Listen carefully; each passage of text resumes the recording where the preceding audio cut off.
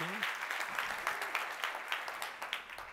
Well, it's great to be here, and I really appreciate the warm welcome. And what I thought I'd do is spend just a little bit of time tonight talking a little bit about some thoughts on app insights, which, given the focus of this conference, obviously is probably top of mind for everyone.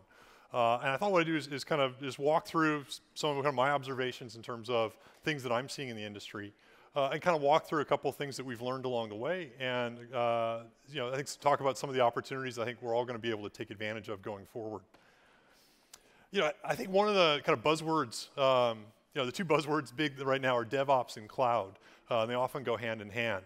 And I think for everyone how many people are doing DevOps actually? How many people have had at least 5 people tell them that they should do DevOps? Yeah. It's definitely a big trend that I think is a really exciting one for the development industry. And it's one that I think we're all going to be able to benefit increasingly from going forward. And there's a nice natural connection with the cloud. And the whole idea of how do you get the cycle time down as low as possible so that you can actually go from develop, deploy, operate, and learn in this continuous way is a really exciting way to build software. And if you've been lucky enough to be on a DevOps team, your job actually ends up being a lot more fun for it.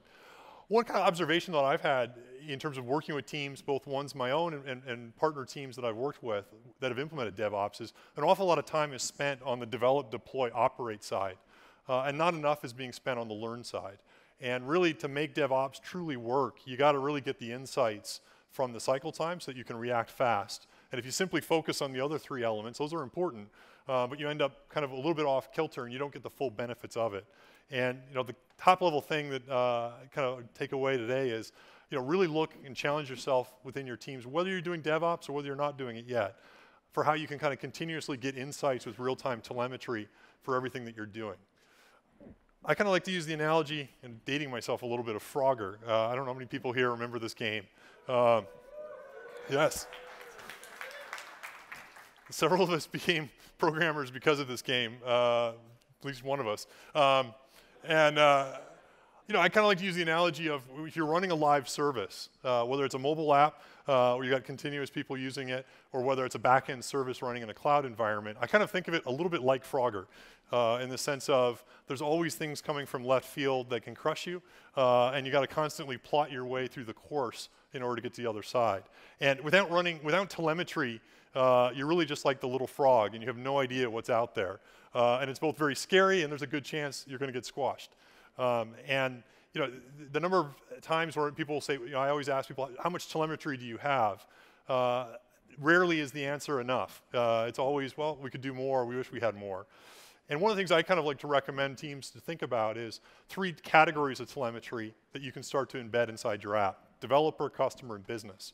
And think about all 3 of those axes as you're kind of building your application. So what I'm going to do today is just talk a little bit about those and actually show off some demos and talk about how you can actually very easily start taking advantage of it today. The first one here in terms of developer telemetry is probably one that everyone in this room, given the focus of this conference, already gets. And that is, how do you instrument your app for production logging? I like to say if you didn't capture it, it didn't happen. How do you kind of track all the inter-service activity as we kind of use more web APIs throughout the internet? How do you know both when things don't work, but also just how do you know the general latency of those calls so you can actually monitor and tune and actually have expectations for what your mean time as well as your 95th percentile will be? And then how do you invest in tools that can help make sense of all these logs? If you capture all the data, but you can't quickly figure out what's going wrong, the data is not actually that useful.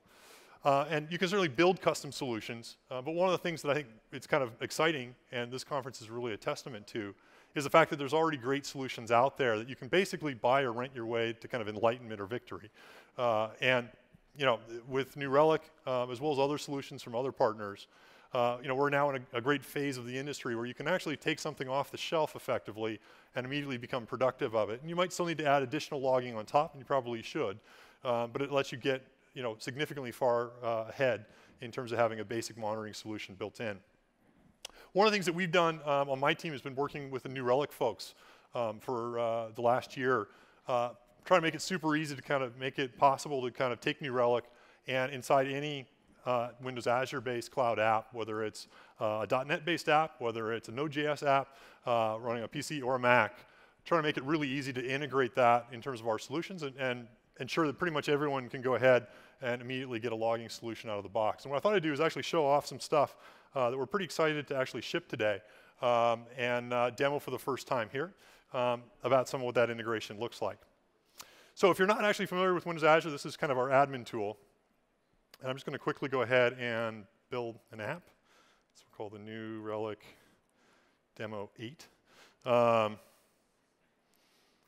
This is the first time I've done it, trust me. But we're going to go ahead here, and I'm just going to go ahead and create a website. And basically with Azure, we have this nice platform as a service model where you can go ahead and create web apps and mobile apps, and we kind of basically provide a built-in container for you. And so what I did is I just deployed a web-based app, or I just created a web app. There's nothing deployed yet, but you can see it kind of managed here inside the admin tool. And what we've basically done with today's release is kind of enabled you now to very quickly enable New Relic within it. And basically, we have a new system here we call Developer Analytics that shows up. If you're a New Relic customer today, basically just paste in your key here and hit save. And now this app is completely instrumented with the New Relic agent. If you're not a New Relic customer, the other thing we've done is we have this neat little add-on gallery. And basically what you can do is you can visit what we call the Windows Azure Store. This provides a nice way that you can actually subscribe to services like New Relic and others. And in a single click, you can basically sign up for a free version of New Relic, or you can go to a paid version. If you click OK, it will basically provision it for you, and then it'll just show up in this drop-down list. And all I need to do is hit save. And what this has gone ahead and done is basically instrumented my key as well as all the settings necessary to enable New Relic for this system. And now I basically have New Relic ready to use within this application. And then last but not least, all I need to do is launch Visual Studio. File new project. We're going to go ahead and create this app. So this is just a vanilla ASP.NET app using the new VS 2013. And then I just right click. I'm going to say Manage NuGet Packages. I'm going to install the New Relic agent.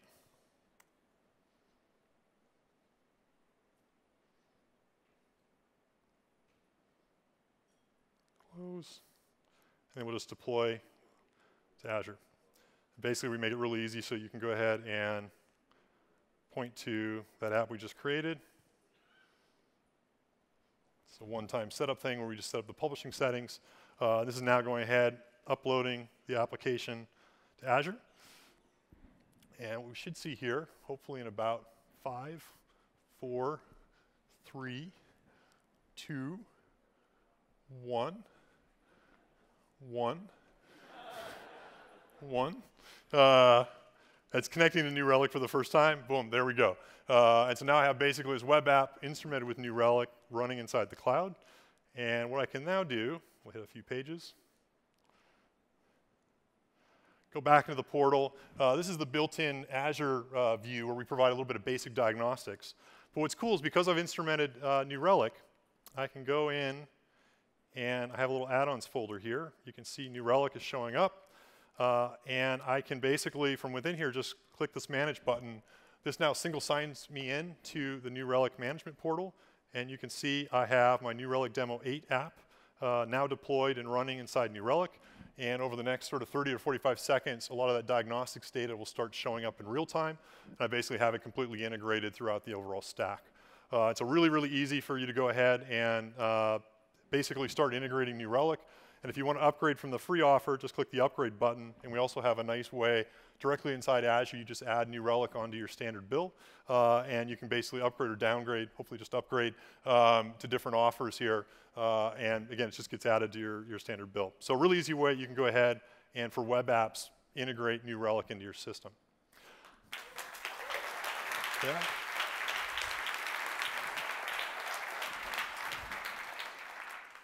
But it wouldn't be a Microsoft speaker unless they actually switched to a Mac and did Xcode as well. So what we're going to do is we'll switch to the Mac here. And yeah, there aren't many of me here but that do this. But I have fun doing it. So what I have here is Xcode. And so I got an iOS app. And you can see here I put the New Relic agent, standard iOS New Relic agent that is available for any iOS development. I'm using that inside the client piece of my application. What we also have, and are excited to kind of talk about today, is a mobile backend as a service that's offered inside Azure as well. And so the same way I could say new website, I could also go new mobile service. And this basically creates a backend, lets me do data, security, push, and a bunch of other kind of capabilities. And it's great because it works with Windows, iOS, Android, HTML5, and other devices.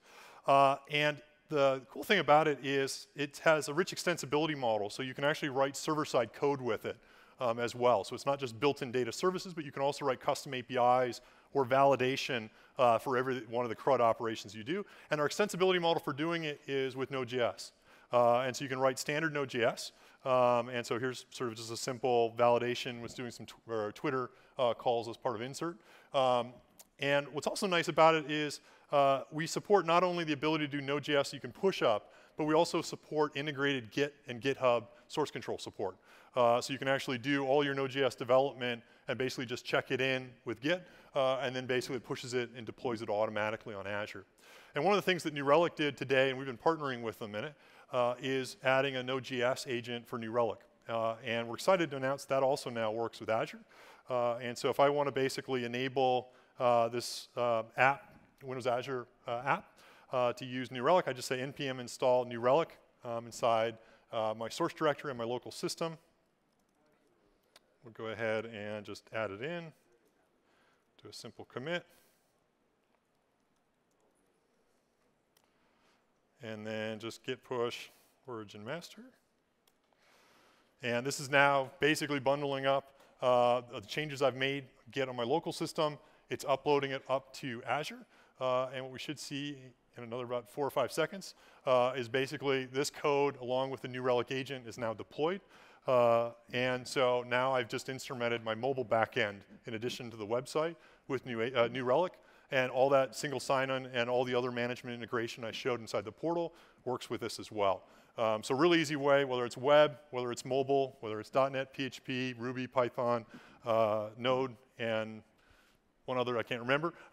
We basically support that, and you can make it, start taking advantage of it immediately inside of Azure. So, cool, nice.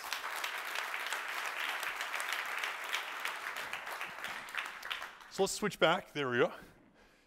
So that's a little bit about some of the developer support. And getting developer telemetry, there's really no excuse now not to have at least reasonable developer telemetry inside your app.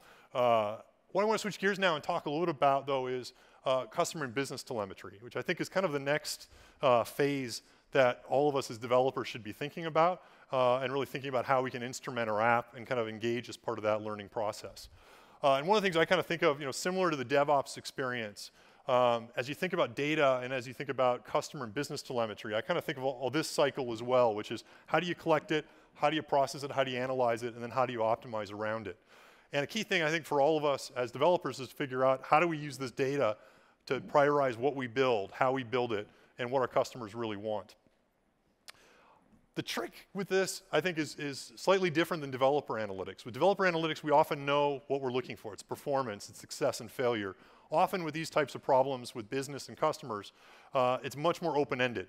And you can really easily fall into the trap of looking at the data and basically justifying what you already believe, or fooling yourself into thinking you're actually making more progress than you actually are. I like to talk about, there's sort of a story here. I'm a big historian fan here, which is one of the first big data projects that was actually undertaken before computers, which is actually during World War II. And it was basically the instigation of the Air Force. They were suffering from pretty significant bomber damage. About 6% of all the bombers that went out on a mission usually failed to come back in the early days. And since the pilots and the bomber crews had to survive, basically had to do 25 missions before they went home, 6% not making it on each mission is not a good set of odds. And so one of the things they did was basically did effectively a big data project where they threw a lot of engineers on the problem to really scientifically look at the data and try to figure out what could they do to basically lower these odds and significantly improve survival rates. And one of the things they did is this is all pre-computers, is basically did a really thorough analysis on each mission to try to understand where was the damage happening, what was the type of damage, where did it go through. And they basically generated heat maps of pretty much all parts of the plane, trying to understand exactly where the damage points were. And they put a crash project in place to basically armor all the places from the damage perspective to try to shield the plane and basically improve the rates. Anyone know what happened? Yeah, absolutely nothing, actually. It turns out the reason is they had lots of people, lots of smart people, lots of engineers working hard on the problem. But what they were asking themselves is the wrong question. It's not the question of how do I shield the places in red. Remember, the data was all based on the planes that made it back. What you really wanted to figure out was how do you actually cover the areas that aren't red, because that basically probably means the plane didn't make it back. And if it did make it back with red, you don't really need more armor there. And it actually took someone who was not an engineer, who was not in the Army, who was actually a statistician to actually write a fairly complex proof pointing out that all of the work had been pretty much useless. And he basically showed that really what you wanted to do is put the armor, again, where the data wasn't. And this, if you ever heard the theory of survivorship bias, which also comes up in the medical profession, it actually sort of came from one of these case studies that he did, which kind of, basically just understanding, get that insight from the data. And after you hear this story and you look at it again, it's obvious. But it wasn't obvious to thousands of people that were working on it at the time. And I think, one of the things that with data of all types, again, we often see what we're looking for, and we can kind of interpret the data in lots of different ways. And I kind of do a little Far Side cartoon here. The pilot's wondering why there's a sheep up in the clouds. But think about how many of you have ever seen a graph like this, or ever put together a graph like this, where you say total number of customers who've signed up. It's statistically impossible for it to ever go down because it's absolute. And so it will always go to the top right. And yet, the number of emails I get every week, which actually show this type of chart, it's basically kind of fooling us into thinking, hey, life is great, and maybe it's not so much. And so, I think one of the things we got to figure out as we look at business and customer data is like, how do you actually ask the right set of questions and really intuit the right answers and the right takeaways from it. I thought I'd talk a little bit about a case study that we've actually done, where we actually really started to try to use big data in an app, and in this type of game, Halo 4, for the first time. The Halo team had always been analytics driven, but what they found was they were actually asking and kind of proving theories they already had, as opposed to necessarily getting new insights from it. And one of the things they tried to do with Halo 4 was to really say, how can we go big with big data? How can we take advantage of all this compute cluster capability that's out there in the world? How do we really process this and get insights? And they put together, how do we leverage open source technologies in order to do it? Basically what they did was came up with a pretty good architecture where they basically log first. And so the game captures tons of logging data because it's an online game. And they basically said, we're going to come up with the questions later. We're not going to instrument it with the questions in mind. We're actually going to instrument it to capture the data.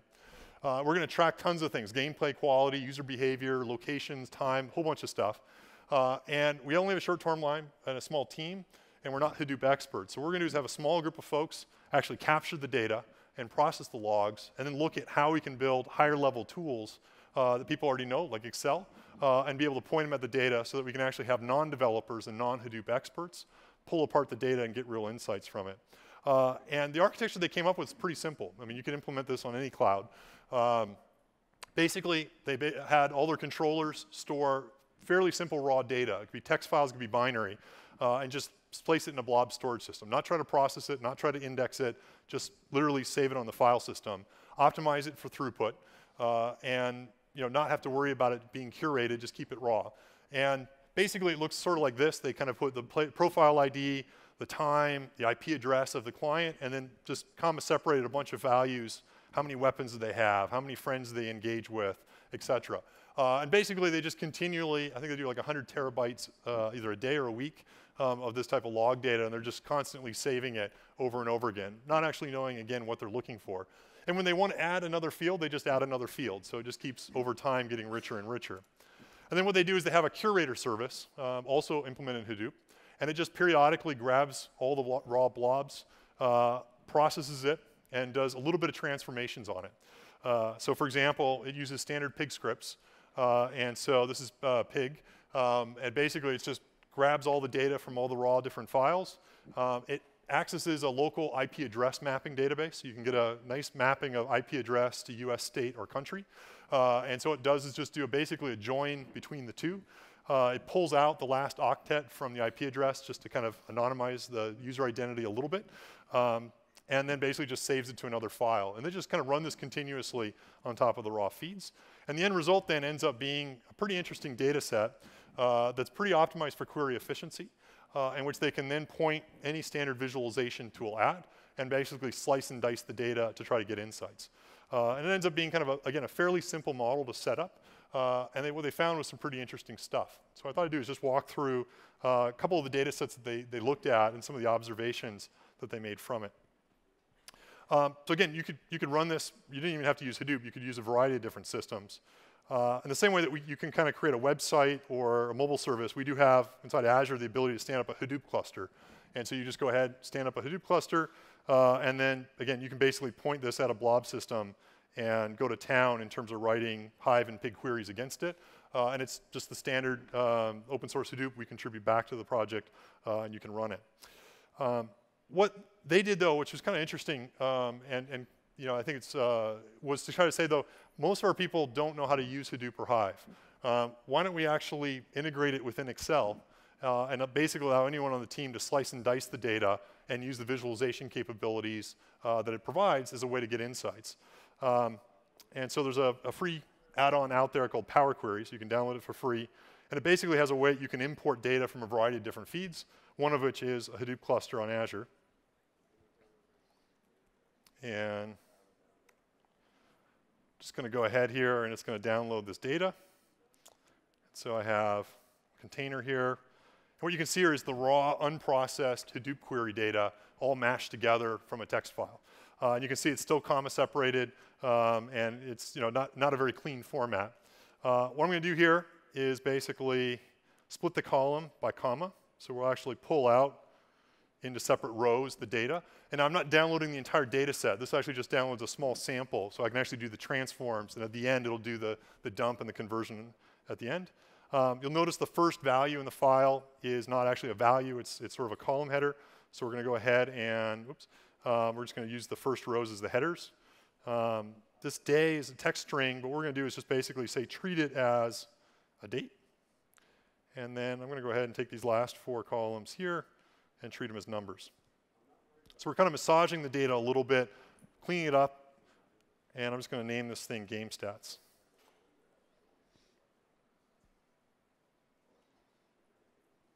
And we're done.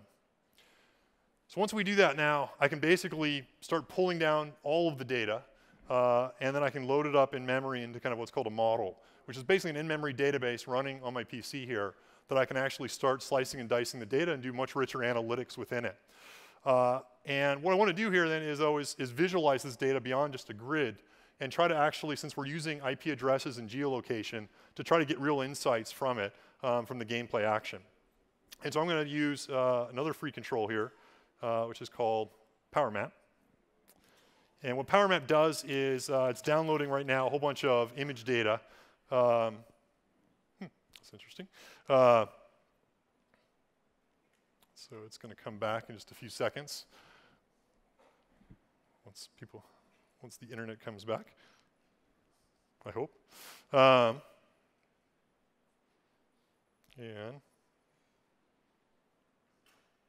there we go. And so basically, this just loaded a whole bunch of tile information. And you can see here I got a map of the US. And what I'm going to do here is I'm going to basically say, let's map the state field on top of this. And I'm then going to basically say, let's go ahead and look at duration as a height value so that we can actually visualize by state, because we took those IP addresses, mapped them to states. You can see here I can basically zoom in, and the larger the pivots, the more gameplay actually occurred in those particular states. And so you can kind of see a rough breakdown there in terms of from a state, and you can start to get now a bunch of kind of interesting insights in terms of where people are playing the games and how much. What's interesting then is you can start to actually ask yourself other questions and kind of what ifs. One of the assumptions that the Halo team actually had for the first couple releases was that weapons actually played a big role in terms of people's likelihood to play the game. So they constantly in each release they come up with cooler weapons, ways to get new weapons, and the common assumption was that was an indicator of duration. It turns out, though, actually, once you stared at the data, it turned out that weapons almost made no difference in terms of whether or not people actually played. So if you take weapons used and we drag it here, and then let's just make it this actually is now showing us here a view of duration based on number of weapons. And so far to the right means more weapons. And you can kind of see there's not a lot of correlation between number of weapons and gameplay. Sometimes it makes a difference, sometimes it doesn't. Interesting, Texas is the one state that does seem to make a difference, but but other places there's not so correlated. But it was sort of interesting. So they kind of went, wow, okay, what does make a correlation? And what they found was actually, and again, it's one of those things in hindsight is obvious, which is the number of people you interact with actually is the biggest determiner of how much time you spend in the game. And again, there's a few places where it's not always true, but if you look generally correlation here, the more people you interact with in the game, the more extended time you actually play in the game. And the big insight the Halo team had was, let's add every possible way within the game to actually find and connect with friends. And so with Halo 4, there's a whole bunch more ways that you can connect with people, find people, engage with people. And what they found was basically the gameplay just took off in a huge amount. They ended up doing about $250 million of revenue in the first weekend alone. And so it worked out pretty well. But what's cool is they're continuously improving. So every time people play, they get the data. They constantly tune it. They change the scenes. They change the aspects. And by having this ability to kind of visualize and try out hypotheses, including what sometimes they call falsifiable hypotheses. So ask yourself questions that you can prove wrong or prove right. You can kind of cut the data, look at it, and if you could just maintain a backlog of those falsifiable hypotheses and work through 10 or 15 of those a week, you can very quickly get huge insights into your customer base and how they're using it. And this works not only for single sets of data, it gets really interesting when you start to add layers of data from other data sets. So for example, we might want to say, hey, let's actually take marketing data and map it geographically by region. And then what we could do is we could go ahead and say, for example, let's look by region and let's go ahead and map in ad revenue or ad spend. And so you can also now start to see impacts of ad spend intermixed with gameplay, intermixed with engagements. And again, you can also start to get interesting insights in terms of where you're spending your money, how that impact is having, and whether or not it's making a difference. This is just sort of a simple example. Again, these add-ons are free. Kind of encourage everyone as you're building your apps, think about absolutely the developer analytics. That's going to help whether or not your game is working or your app is working well, whether it's performing, whether you're getting a good user experience. But then also think about those customer and business analytics. And I think that's going to be the next future. Here, it's sort of a somewhat smooth experience, but I am stitching together lots of stuff. I think from the keynote this morning, and I think from other vendors out there, you're going to see more and more tools that also make it more turnkey to kind of get customer and business insights as well. And now that we have the cloud and you can spin up and tear down these types of resources and you can store infinite amounts of storage, pretty much every developer here in the room should be able to kind of build that similar system to what the Halo guys built and start to get similar insights even today. And I think you'll find if you focus on all three of those, you're going to build much better apps.